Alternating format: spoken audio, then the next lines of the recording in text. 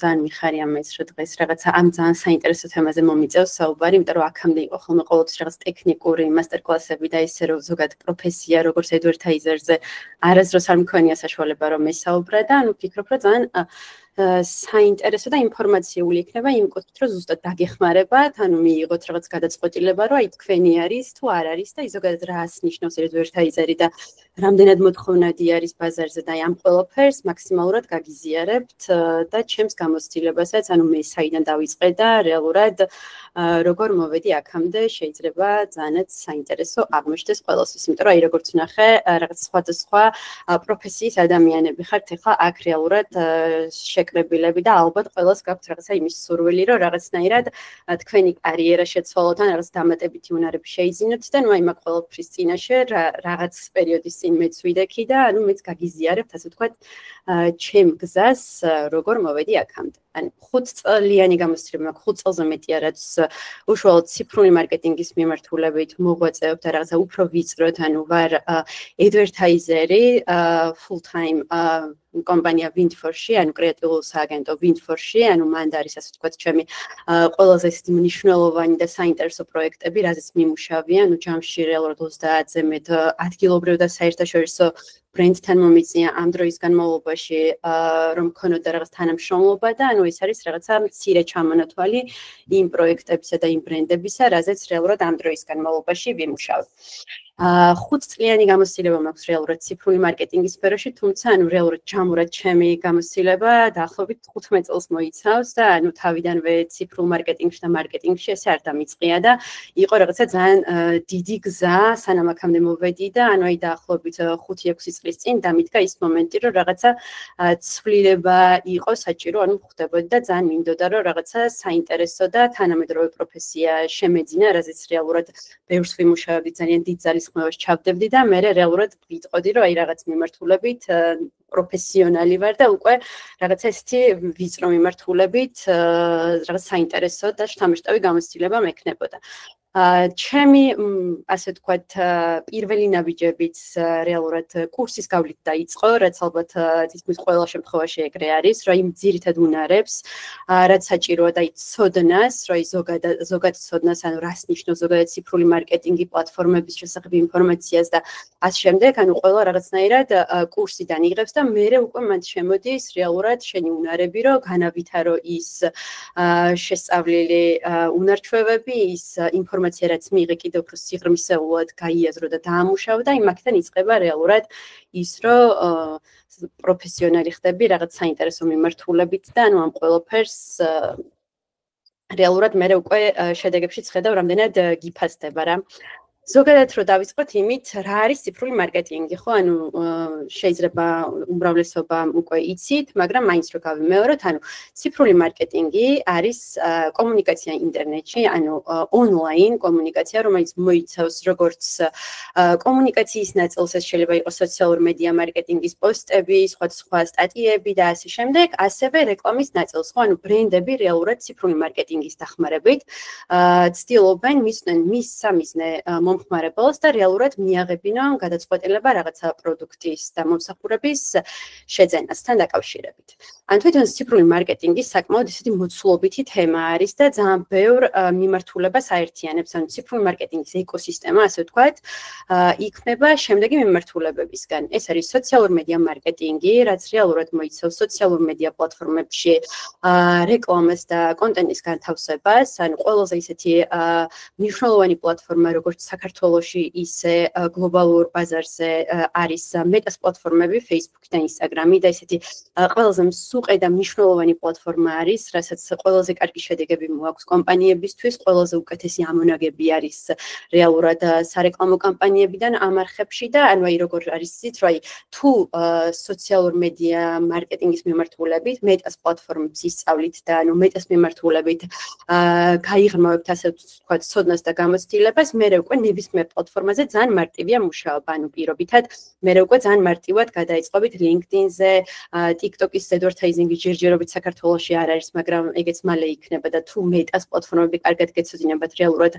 TikTok-საც ძალიან მარტივად გაიკვლევთ შემდეგ გზას და ანუ აი Pinterest-ზე სხვა პლატფორმებზე, თუმცა ანუ მთავარ ღერძად რჩება რეალურად Facebook-ის და Instagram-ის პლატფორმები. მეორე მნიშვნელოვანი მიმართულება ციფრული მარკეტინგის რაც არის, ეს არის საძიებო სისტემების ოპტიმიზაცია, SEO. ეს ნიშნავს აი Google-ში რომ რაღაც გარკვეულ keyword-ებით search-ავთ თემებს, მაგალითად, ანუ სასტუმრო თბილისში და ანუ რა შედეგებიც გივარდებათ, რეალურად მაგის უკან დგას SEO სპეციალისტის ძალიან დიდი ძალისხმევა იმისთვის, რომ პირველი ამ კონკრეტულ საძიებო keyword-ზე თქვენი ვებგვერდი გამოჩნდეს, ანუ კომპანიის ვებგვერდი გამოჩნდეს, მაგის მიღმა არის საკმაოდ ისეთი მნიშვნელოვანი და ესეთი ტექნიკური სამუშაო, რომელსაც რაღაც ცალკე პროფესია სჭირდება. ანუ აი მაგიტომ არის რაღაცა ციფრულ მარკეტინგში იმდენი მიმართულებაა, რომ აი ნელ-ნელა კიდევ უფრო ვიწროვდება და აი რაღაც ჩაშლად ხდება რაღაცა როლების გადანაწილება, იმიტომ რომ ადრე რო იყო რაღაცა ერთ ადამიანს შეეძლო რომ რაღაცა ძალიან ბევრი ფუნქცია მოვალეობები შეეთავსებინა, ანუ ეხლა ფიზიკურად ეგრე ვეღარ არის თან თუ მით უმეტეს რაღაცა მსუყე პროექტზე გვიწევს რომ ვიმუშაოთ. მესამე ნაწილი არის საძიებო სისტემების მარკეტინგი, ეს ძალიან გავს SEO-ს ნაწილს, მაგრამ ეს არის მთლიანად paid ნაწილი, ანუ როცა აი მაგალითად სასტუმროებს თბილისში ადამიანი დასერჩავს, ანუ ერთი არის რომ ორგანულ შედეგს ამოუგდებს და მეორე არის როცა ედის როგორც ედი ისე ვარდება, ანუ აქვს კიდეც ნიშანი რომ არის რეკლამა და რეალურად მან უკვე შემოდის advertising-ის ნაწილი, რაც რაღაცა advertiser-მა ასე ვთქვათ უნდა იცოდეს და ძალიან მნიშვნელოვანი მიმართულებაა ესეც. განსაკუთრებით აი თუ წარმოვიდგენთ რომ ანუ რამდენად მაღალი არის ასე ვთქვათ სურვილი უკვე მომხმარებლის რომ აი პირობითად დაჯავშნოს რაღაც სასტუმრო როცა ეძებს რეალურად სასტუმროების თბილისში რა ანუ უფრო მარტივია ანუ ესეთი ასე ვთქვათ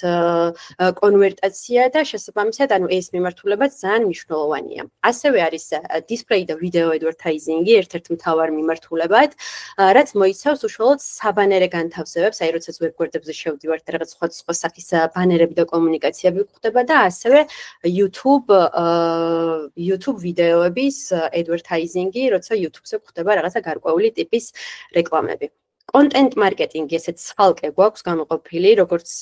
ციფრული მარკეტინგის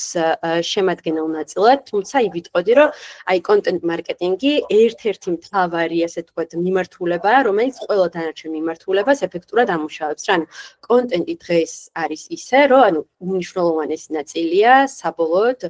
წარმატებული კამპანიების მართვისთვის და ანუ რაღაც გარკვეული შედეგების გასასვლელად, ანუ ყველაზე ისეთი მიმართულება არის content marketing-ი, ან თუ კონტენტი არ გივარგა, ისე ცალკეულად advertiser-ი და social manager-ი და ანუ ვერც SEO სპეციალისტი ვერაფერს ვერ იზამს. ანუ შესაბამისად ამას ძალიან დიდი ყურადღება ეთმობა კომპანიების მხრიდან და რაღაცა ყველა, ასე ვთქვათ, ეს მიმართულება ერთმანეთთან არის ეს დალინკული და ანუ ერთმანეთთან კავშირში არის რა. ანუ ძალიან მნიშვნელოვანია რომ გავითვალისწინოთ, რომ ეს ყველა, ასე ვთქვათ, მიმართულება ზოგადად გამოიყენება ხოლმე კომუნიკაციის და კამპანიების ნაწილში, თუმცა ყველა მიმართულება რაღაც გარკვეულ ეტაპზე არის ეფექტური. აი პირობითად display და video advertising-ი არის უფრო მეტად რაღაცა ცნობადობაზე ორიენტირებული კამპანიებისთვის ძალიან კარგი და ანუ აი ვიცით ხოლმე რომ აქედან აი თუ არის პირობითად e-commerce პლატფორმა დიდად ტრანზაქციებს არ უნდა ველოდოთ რა. ანუ თუმცა ანუ აი იმ თავარ როლს რომ რაღაცა ბრენდის ცნობადობა გაზარდოს და მე რაღაცნაირად უკან დავაბრუნოთ, ანუ ეს მიმართულება ძალიან დიდ როლს ასრულებს ასე ვთქვათ. და influencer marketing-ი, რომელიც ვიცით, რომ ძალიან ასე ვთქვათ,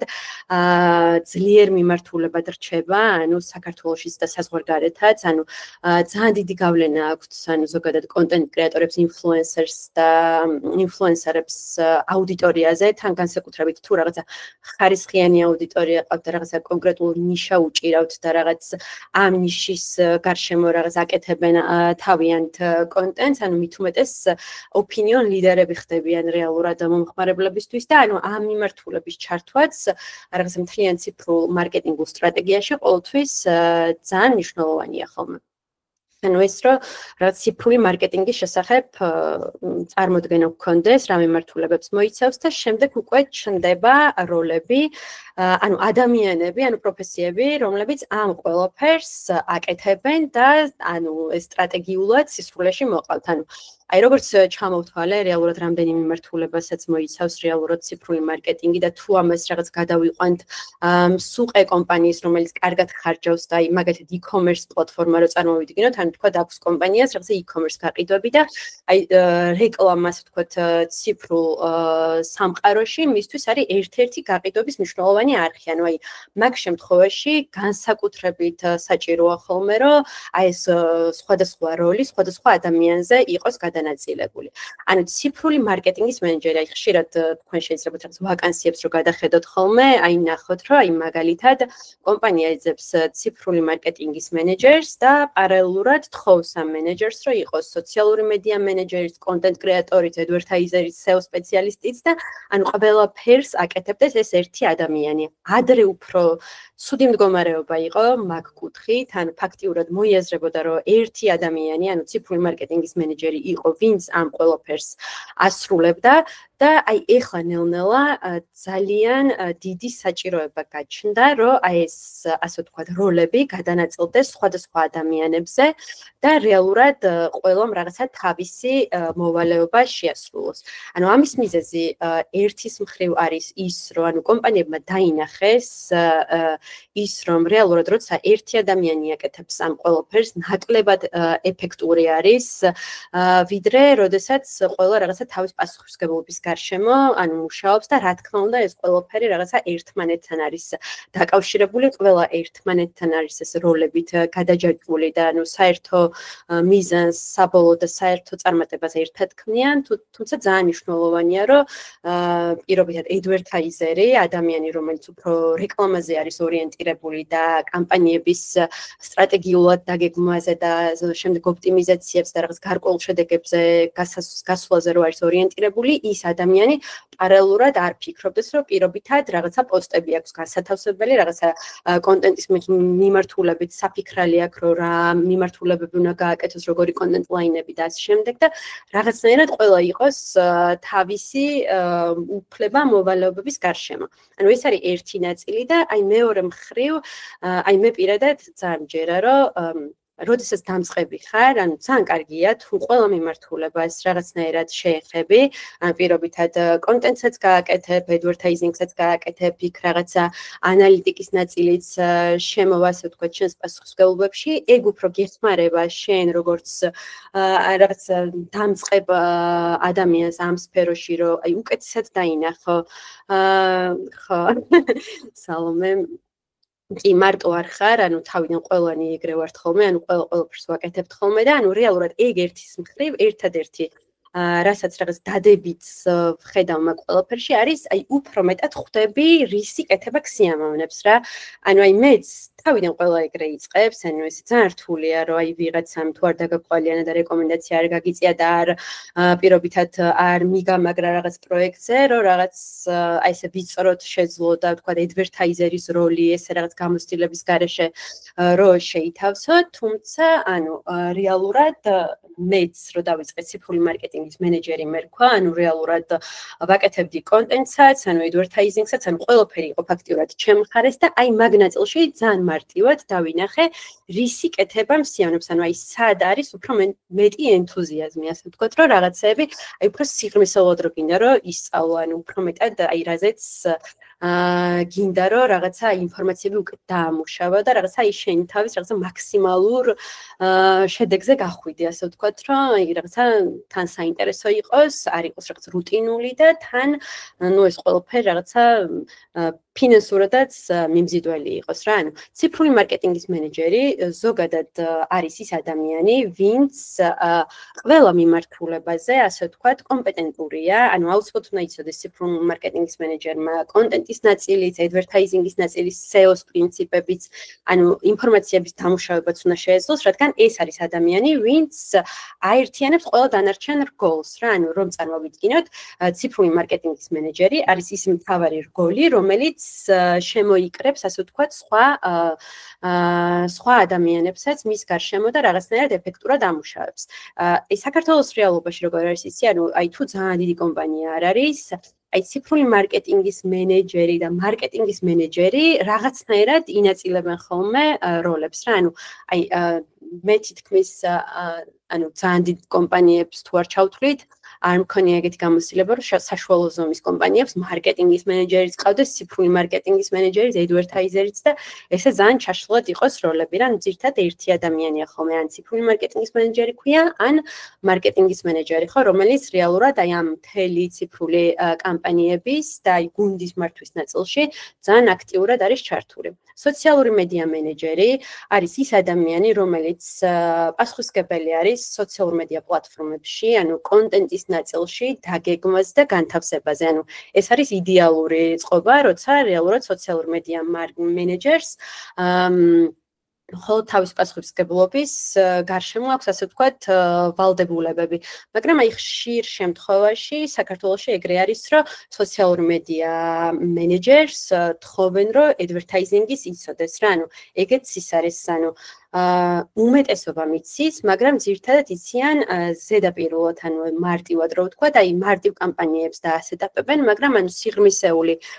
ცოდნა ესე არ აქვს, იმიტომ რომ ერთმა ადამიანმა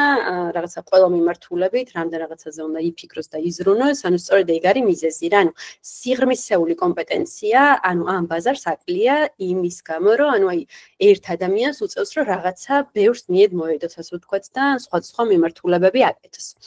ადვერტაიზერი არის ძალიან მნიშვნელოვანი როლი ზოგადად ციფრული მარკეტინგის თიმში და ზოგადად ციფრული მარკეტინგის მიმართულებით წარმატების გამსაზღვრელი ერთ-ერთი და იმ მგონია რომ ეს არის ის როლი რომელიც პირიქით ყველაზე მნიშვნელოვანი არის იმ კუთხით რომ ძალიან სწორად ციფრებზე დაყრდნობით ანუ აძლევს სხვადასხვა team member-ებს insight-ებს, რაც მერე ეს ყველაფერი ციკლში მუშაობს. აი, შემდეგ სლაიდებში აი გაჩვენებთ ვიზუალურად, აი როგორ არის, ანუ როგორ შემოდის პირობითად task-ი, როგორ იგეგმება კამპანიები და ანუ ეს როლების გადანაწილება როგორ ხდება რა. მოდი ახლა უფრო მეტი რომ ვისაუბროთ რეალურად ვინ არის ადვერტაიზერი. ანუ ადვერტაიზერი არის ის ადამიანი, რომელიც პასუხისმგებელია სარეკლამო კამპანიების შექმნაზე, ოპტიმიზაციაზე, ტესტირებაზე და ანუ რეალურად საბოლოოდ ანუ წარმატება, ასე ვთქვათ, კამპანიის, რო იზომება და ვხვდებით, რომ რაღაც კამპანია წარმატებულია, ანუ ადვერტაიზერის ძალიან დიდი და ასე ვთქვათ, დამსახურებაა რა, ანუ აი რო წარმოვიდგინოთ პროცესი რა, ანუ კომპანიას აქვს რაღაცა გარკვეული მიზნები, რაღაც მარკეტინგული მიზნები, რომელიც ადვერტაიზერმა უნდა გადათარგმნოს რეალურად, სტრატეგიულად და სწორად და ისე უნდა გაწეროს, ასე ვთქვათ, ეს სარეკლამო კამპანიები და ისე უნდა გაუშვას, რომ კომპანიამ ამ მიზნებს რეალურად მიაღწიოს. და ამისთვის ადვერტაიზერს სჭირდება სხვადასხვა უნარები და ანუ ესე გამოვარჩევდი რაღაცა ანალიტიკურ აზროვნებას და სტრატეგიულ ხედვას მაგალითად. ხო, ეს სტრატეგიულ ხედვაში ვგულისხმობ ზუსტად იმას, რომ ანუ შენ რო კომპანია გეუბნება, რომ პირობითად სჭირდება, რომ გაზარდოს ცნობადობა, პირობითად სჭირდება, რომ აი თქვათ გაყიდვების მიმართულებით არის სამშენებლო სექტორში და გეუბნება, რომ სჭირდება რაღაცა კონკრეტულად X რაოდენობის ბინის გაყიდვები, ანუ შენ უნდა შეგეძლოს განსაზღვროს სწორად ბიუჯეტი, რა არის საჭირო, არხები სწორად განსაზღვრო, თუ სად უნდა გაუშვა ეს კონკრეტული კამპანიები, სწორად შეარჩიოს სეგმენტი, სწორად უნდა შეარჩიო კრეატივები და შემდეგ უკვე აი ეს ყველაფერი ჩაუშვა და ანუ მანდ არ მთავრდება რა, ანუ გაშვებით არ მთავრდება რეალურად ეგ ყველაფერი, მუდმივად მე უყურებ ამ მონაცემებს, ამუშავებ ამ data-ს და ანუ იღებ რაღაცა გარკვეულ გადაწყვეტებს, ხო, ანუ მაგალითად აი კონტენტის მიმართულებით, ხო, აი რატო არის მნიშვნელოვანი, რომ ადვერტაიზერი ძალიან ჭიდროდ იყოს, ასე ვთქვათ, სხვადასხვა ციფრული მარკეტინგის პროფესიონალებთან ეს კავშირში, აი პირობითად რომ წარმოვიდგინოთ, რომ რაღაცა კამპანია არ მუშაობს, რაღაცას კარგი შედეგები არ მოაქვს, ანუ მაგ ნაწილში კითხვის ნიშანი რო ჩდება რატო, ანუ მაგაზე პასუხი ხშირ შემთხვევაში აქვს ხოლმე ადვერტაიზერს და მერე უკვე ეს უკავშირი მიდის ხოლმე სხვა team member-ებთან, მაგალითად კონტენტის team-თან, რომ რაღაცა კონტენტის მიმართულებით არის რაღაც გასაუმჯობესებელი, რაღაცა ახალი გასატესტი არის. პირობითად თუ ხვდებით, რომ რაღაცა თვითონ კონტენტში კი არ არის პრობლემა, რაღაც პირობაში არის პრობლემა, ანუ მაგასაც რეალურად advertiser-ი ასე ვთქვათ აკვირდება და ამ უკავშირებს რეალურად აძლევს თავის გუნდის წევრებს. მონაცემთან მუშაობა უნდა შეეძლოს რეალურად advertisers, რაც ნიშნავს, რომ ანუ პირობითად მე რო ციფრებში რაღაცას ვხედავ, რაღაცა შედეგებს რო ვხედავ, ანუ მაგის გადათარგმნა უნდა შემეძლოს, ანუ კონკრეტულ ინსაიტებში რა, ანუ ეგ არის ძალიან მნიშვნელოვანი, ანუ ზოგადად მონაცემებთან მუშაობა რამდენად შეგიძლიათ რა, ანუ პირობითად ციფრებს რო უყურებთ, რამდენად შეგიძლიათ ეგ ყველაფერი რო რეალურად გარდაქმნათ და ასე ვთქვათ რაღაცა კონკრეტული მიმართულება მისცეთ სხვადასხვა კამპანიის შედეგებს და რაღაცა შემდეგ უკვე რაღაც იფიქროთ იმაზე თუ როგორ შეცვალოთ და როგორ უნდა გახადოთ უფრო მეტად ეფექტური ეს ყველაფერი. დეტალებზე ორიენტირებული უნდა იყოს advertiser-ი, იმიტომ რომ აი პატარა შეცდომაც კი შეიძლება რაღაცა ძალიან დიდ ფინანსურ ზარალამდე მივიდეს რა. ანუ როდესაც განსაკუთრებით შეხება გაქვთ ისეთ კომპანიებთან, რომლებიც პირობითად $30,000 ხარჯავს თვეში და ანუ ეს ბიუჯეტი შენ რო უნდა მართო, ანუ ერთი პატარა შეცდომა შეიძლება daily ბიუჯეტის მაგივრად, უბრალოდ lifetime ბიუჯეტის მაგივრად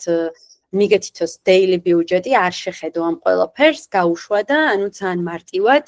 გადახარჯვა მოხდეს, შესაბამისად აი ეგეც არის, რომ აი დეტალებზე ორიენტირებულობა ძალიან მნიშვნელოვანი, ანუ ყველას ემართება შეცდომები, ანუ მეც მქონია ალბათ ეგეთ შემთხვევა, რომ რაღაც ბიუჯეტებში ავრეულ ვარ, ან რაღაც კამპანიების დაწყების და დასრულების თარიღი შემშლია, თუმცა აი ეგ არის, რომ ანუ როდესაც უკან უბრუნდები, ანუ შენს გაშვებულ კამპანიებს, ანუ აი მანდაც იკვეთება რა, ანუ უბრალოდ გაშვება საკმარისი არა, მე რეალურად შენს გაშვებულ კამპანიებს უყურებ, აკვირდები დინამიკაში, შედეგებს უყურებ, მან დაუშვათ იპოვი რა, ანუ აი ეგ არის, რომ ანუ ეგეც უნდა გესმოდეთ, რომ კამპანიის გაშვება არის პირველი ეტაპი, რასაც მე მუდმივად სჭირდება უკვე ოპტიმიზაცია, მონიტორინგი და ანუ ეგ არის რეალურად საბოლოოდ რაც გვაძლევს ეფექტურობას რა, ანუ ასევე უნდა შეეძლოს advertisers კარგად და მარტივად კომუნიკაცია, იმიტომ რომ advertisers უწევს კომუნიკაცია როგორც გუნდის წევრებთან, აი ხა სააგენტოს ნაწილშიც რო წარმოვიდგინოთ რა, ანუ მე ვარ advertiser-ი Windforce-ში და ანუ Windforce ყავს ესე კლიენტები, სხვა კლიენტები, რომლებთანაც ჩვენ რაღაც პასუხისმგებლობები გვაქვს აღებული და მე ყოველთვიურად მაგალითად ვაკეთებ რეპორტინგს, ხო? ანუ ამ რეპორტინგს რეალურად ატარებს advertiser-ი, ხო? იმიტომ რომ ანუ advertiser-მა უნდა წარადგინოს ის, რაზეც პირობითად მთელი თვის განმავლობაში მუშაობდა. შესაბამისად, აი მან შემოდის ის, რომ ეფექტური კომუნიკაცია თუ არ შეგიძლია შენი გუნდის წევრებთან ან დამკვეთის მხარეს, აი ცოტა მან პრობლემები ჩნდება ხოლმე. ამიტომ აი ამასაც ძალიან ისე გამოვყოფთი რა. და აი ბოლო არის ყველაზე მნიშვნელოვანი რაც არის ჩემი აზრით და მარტო advertiser-ის ნაწილში არა, ზოგადად მგონია რომ აი როცა რაღაც digital პროფესიას გვინდა რომ ხელი მოვკიდოთ და რაღაცა დავეუფლოთ, აი მუდმივი განვითარების სურვილი რა, ანუ ამაში ვგულისხმობ იმას, რომ ანუ აი ყველამ შეიძლება გაიაროს პირობითად რაღაც კურსი, თუმცა იქიდან მე ძალიან ცოტა ავითარებს მე იმ თავის შეძენილ ცოდნას და აი მუდმივად აი რაღაცა სიახლეების, ათვისების ეტაპს ესე ანუ ივიწყებს რა და არა და ეს ზოგადად ციფრული პროფესიები ძალიან დინამიურია და აი ხანდახან მეც კი როცა ანუ მართლა ძალიან ბევრ პროექტზე ვმუშაობ და ანუ ჩემი ყოველდღიურობა არის შეიძლება ანუ ერთ კვირაში ისეთი ცვლილებები გამომეპაროს რომ ანუ აი არ გადავხედო უბრალოდ რაღაცა ნიუსები არ წავიკითხო და ანუ ვერ შევამჩნიო რომ რაღაცა ძალიან მნიშვნელოვანი ცვლილება მოხდა რაღაცა კონკრეტულ პლატფორმაზე რა ანუ აი ძალიან დინამიურია და აი რაღაც კუთხით აი ცოტა განვითარებაზე რაღაცა ინტერესიანი ადამიანი სჭირდება მოკლედ რომ აი ამ პროფესიას დაეუფლოს და მე რაღაცა მუდმივად სად უნდა გავეცნოთ მსგავს ინფორმაციებს და ძალიან ბევრი საინტერესო ვებგვერდი არსებობს მაგის მე შემიძლია რომ გაგიზიაროთ კიდეც სადაც აი ყოველდღიურად მაგალითად სოციალური მედიის აპდეიტები იდება ანუ ზოგადად advertising-ის, digital-ის და ანუ აი სხვა მიმართულებებით აი რამოდენიმე ჩემი ფავორიტი ვებგვერდი არის, აი სადაც რო შევდივარ, ვიცი რომ ანუ ყველა სიახლე დამხვდება და რეალურად ანუ არაფერი არ გამომრჩება. მოგწერთ აუცილებლად მაგ ვებგვერდების ჩამონათვალს ლექციის ბოლოს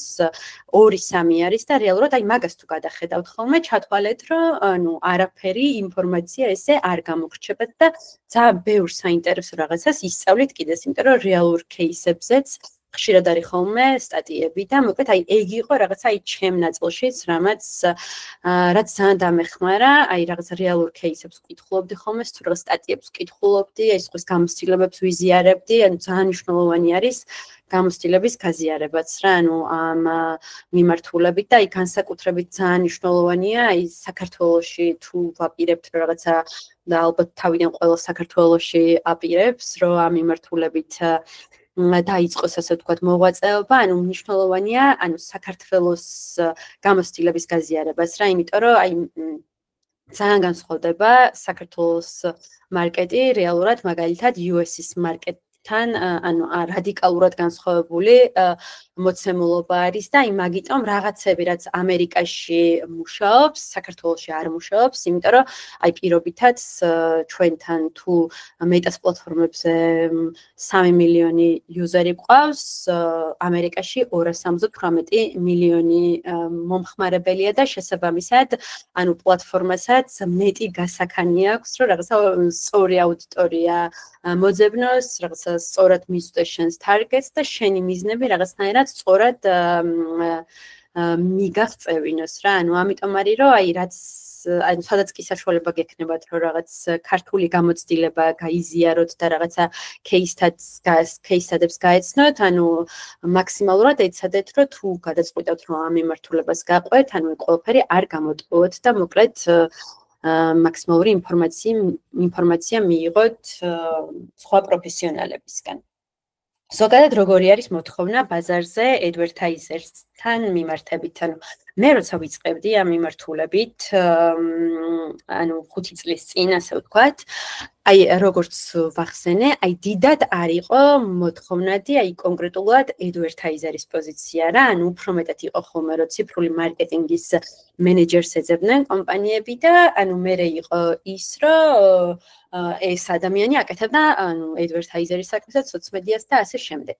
აი მე რო ვიწყებდი რეალურად მაგ დროს advertiser-ი ასე ვთქვათ ყავდა ალბათ მხოლოდ სააგენტოებს ძირითადად და შეიძლება აი დიდ კომპანიებს, თუმცა დიდ კომპანიებში ვგულისხმობ ბანკებს რა, ანუ ძალიან დიდი თიმი რო ყავთ და ძალიან დიდი ბიუჯეტები რო აქვთ და აი ძირითადად ეს ორი მიმართულება იყო, სადაც ესე ცალკე advertiser-ის როლი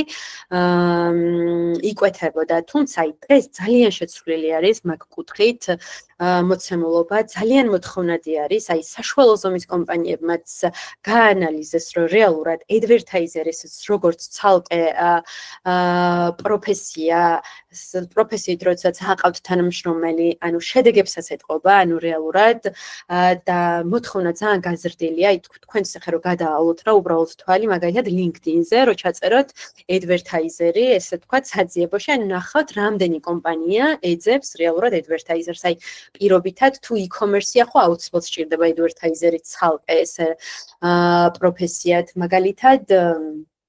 სამშენებლო კომპანიები, ანუ სამშენებლო კომპანიები ფაქტიურად დგას advertising-ზე, ანუ თავიდან ბოლომდე, ანუ გაყიდვების არხი არის, რამდენი ლიდი შევა დიჯიტალიდან. შესაბამისად, ანუ ამ მიმართულებითაც ძალიან გაზრდილია მოთხოვნა და არა მარტო საქართველოში, ანუ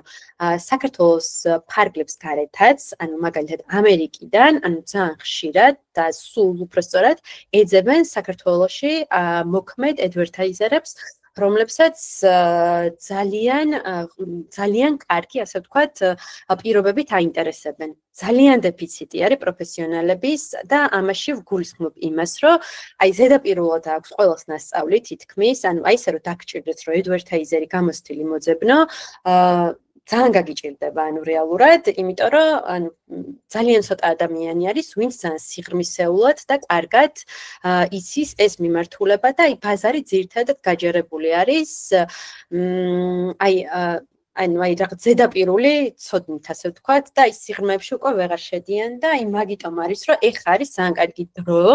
როცა შეგიძლიათ რომ ანუ გვიანი არ არის ანუ ძალიან მარტივად ანუ დღეს თუ დაიწყებთ აი პირობას გაძლევთ რომ 1 წლის მერე უკვე რამოდენიმე პროექტი გექნებათ ანუ აი ეგ არის ერთ-ერთი კიდე ბენეფიტი ამ პროფესიის რომ ანუ შეგიძლია რამოდენიმე პროექტზე პარალელურად იმუშაო ერთმანეთს საერთოდ არ უშლის ხელს რეალურად ან დროის ნაწილშიც დროს თუ სწორად გადაანაწილებთ ძალიან თავისუფლად შეძლებ რომ პარალელურად ანუ აი მე პირადად ეხლა დღევანდელი მოცემულობით პარალელურად ვმუშაობ დაახლოებით 10 კომპანიასთან და ანუ ამ ყველაფერს ანუ არ სჭირდება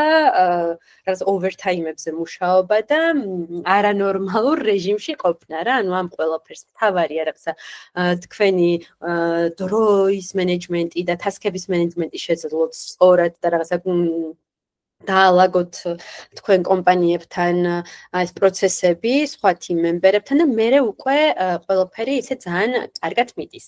ანაზღაურებასაც მინდა რომ შევეხო, ანუ საკმაოდ მაღალ ანაზღაურებად როლად ითვლება იმ კუთხით თუ გავითვალისწინებთ, რომ პარალელურად რამოდენიმე პროექტზე აუცილებლად მუშაობ რა, ანუ მე ჯერ არ მინახავს advertiser-ი, არც დამწყები, არც გამოცდილი, რომელსაც მხოლოდ ერთი პროექტი ქონია და ანუ ამ ერთი პროექტის მეტი, ანუ ასე ვთქვათ, სხვა შემოთავაზებები არ ქონია. აი დამწყები advertiser-ის საშუალო ხელფასი არის 1500 ლარი, ალბათ თითო კომპანიაში და ანუ აქვე კიდე ერთხელ აღნიშნავ, რომ შეგიძლიათ რამოდენიმე კომპანიაში, აი 2-3 კომპანიაში პარალელურად იმუშაოთ. ანუ mid-level advertiser-ის ხელფასი უკვე 2000-2500 ლარის რეინჯში მერყეობს და ანუ უკვე senior advertiser-ის ხელფასი 3000 ლარს ცდება. ანუ ანუ აი რამოდენიმე პროექტზე თუ იმუშავებთ, დაახლოებით 1-2 წელიწადში, ანუ ამ ყველაფერში თუ თქვენ რესურსს ჩადებთ რეალურად და ამ ყველაფერს ისე მიუდგებით, რომ ძალიან სერიოზულად და სიღრმისეულად ისწავლით და მე უკვე პრაქტიკაში გადაიტანთ, ალბათ შემოსავალი მინიმუმ 6000 ლარიდან ზემოთ მაინც გექნებათ რა. ანუ მართლა ძალიან ბევრი advertiser-ი მყავს ასე ვთქვათ გარშემო, ანუ ყველამ რაც გაიარა ის ეტაპები, რომ დამწყებ ეტაპზეც იყვნენ და ეხლა უკვე რაღაც mid-level-ზე არიან და ზოგი ძალიან senior-ია და აი ყველასთან ეგრე ლაგდება რა, ანუ 1 წლის მერე უკვე იმ პატარ-პატარა გამოცდილების მერე იწყება უკვე საინტერესო, ასე ვთქვათ, პროექტები და ანუ აი ყოველთვის ეგრე არის ხოლმე, რომ თუ ერთ კომპანიასთან რაღაცა კარგად თანამშრომლობ და წარმატებული, ასე ვთქვათ, кейსები გაქვს, მერე აი თავისით მოდიან, ანუ მართლა თავისით მოდიან, შენი effort-იც ბევრი აღარ სჭირდება. ერთმანეთის, ასე ვთქვათ, word of mouth-ით საბოლოოდ მოდიან შენამდე და ხო აი ძალიან მგონია, რომ მართლა ერთ-ერთი ყველაზე ისეთი კარგი პროფესია არის დღეს, რასაც შეიძლება, რომ ადამიანი დაეუფლოს, თან მით უმეტეს თუ ინტერესი აქვს, ასე ვთქვათ, ციფრული მარკეტინგის მიმართ და ზოგადად ციფრების მიმართ და რაღაც სარეკლამო კამპანიების მიმართ, აი საკმაოდ ისეთი როლი არის საინტერესო. და აი აქ რაღაცა პატარა ის მაქვს ზოგადად როგორ მუშაობს advertiser-ი team-თან და აი ეს რაღაც ყველა როლი ერთმანეთთან მაქვს რეალურად დაკავშირებული. ანუ რო წარმოვიდგინოთ, რომ პირობითად ციფრული მარკეტერის მხრიდან, ანუ მოდის ასე ვთქვათ, რაღაცა კამპანიაზე ინფორმაცია, რაზეც მერე იგეგმება კომუნიკაცია, content manager-ი რეალურად კონტენტის ნაწილს გეგმავს, სოციალურ მედია მენეჯერი განთავსების ნაწილს და advertiser-ი უკვე უშუალოდ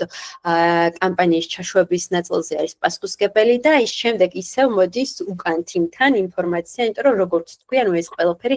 ძალიან დინამიურია და რეალურად მერე უკვე მეორე წლზე მიდიხარ, რომ რაღაცების შეცვალო, რაღაცების ოპტიმიზაცია გააკეთო და ანუ მოკეთ ეს არის რაღაცა დაუსრულებელი ციკლი რა და ანუ ამისთვის უნდა იყოთ მზად, რომ მარტივად უბრალოდ ავდექი რაღაცა რეკლამაზე გავუშვი ერთი პოსტი და მაგითი რაღაც გარკვეულ შედეგებზე გავედი, ანუ advertising-ში ეგ არ არსებობს. აი დაახლოებით ესეთ რაღაცას აკეთებს advertiser-ი, გააჩნია კომპანიის მიზნებს, ანუ გეუბნებიან პირობითად ბიუჯეტს, გეუბნებიან KPI-ს, ანუ რას უნდა რომ მიაღწიონ და შენ მაგთან გამომდინარე აძლევ წინასწარ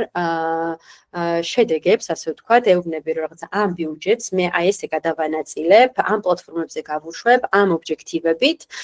და მე უკვე რეალურად ცდილობ რომ ამ მიზნებს, ასე ვთქვათ, ამ KPI-ს, რაზეც შეთანხმებული ხარ კომპანიასთან, მიაღწიო და ნუ ამ ყველაფერს რეალურად ძალიან ისე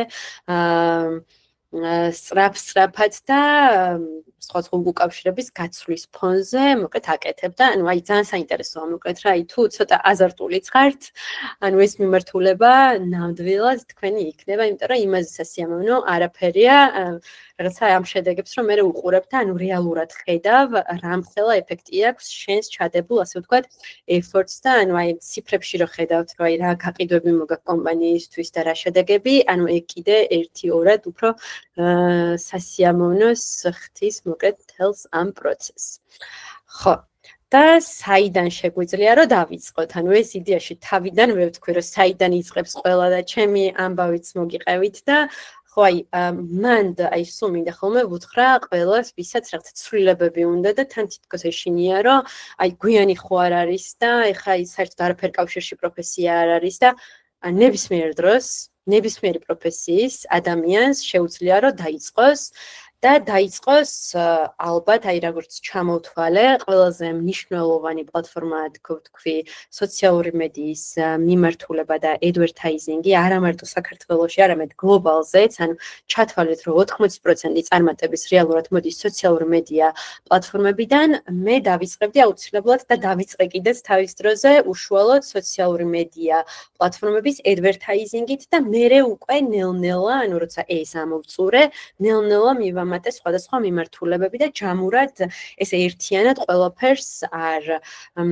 შევეჭიდე და რაღაცნაირად ჩემ თავს მივეცი იმის საშუალება, რომ რაღაცნაირად ჯერ ერთი მიმართულება მესწავლა, შემდეგ მეორე და ესე რაღაცნაირად საბოლოოდ მივედი იქამდე, სადამდეც მოვედი და ძალიან ანუ ამდენი წლის მერეც, ანუ ფიქრობ, რომ ძალიან საინტერესო და დინამიური პროფესია მაქვს, ანუ ჯერ რაღაცა ის არ ყოფილა, რომ მოვიწყინე, ან მომბეზრდა, ან რაღაცა საინტერესო ვეღარაფერი ვეღარ ვისწავლე, მოკლედ აი სულ რაღაცა იმაში ხარ, სიახლეებში ხარ სულ და ანუ არ არის ის, რომ ერთხელ ამოვწურე და ანუ ეხლა რაღაცა რა ვაკეთო რა, ანუ ერთ და იგივე უნდა ვაკეთო, ანუ ეგ მომენტი მოკლედ არ გექნებათ და თუ ეს სიახლებიც გიყვართ, მოკლედ მგონია რომ ეს პროფესია ძალიან მოგეწონებათ.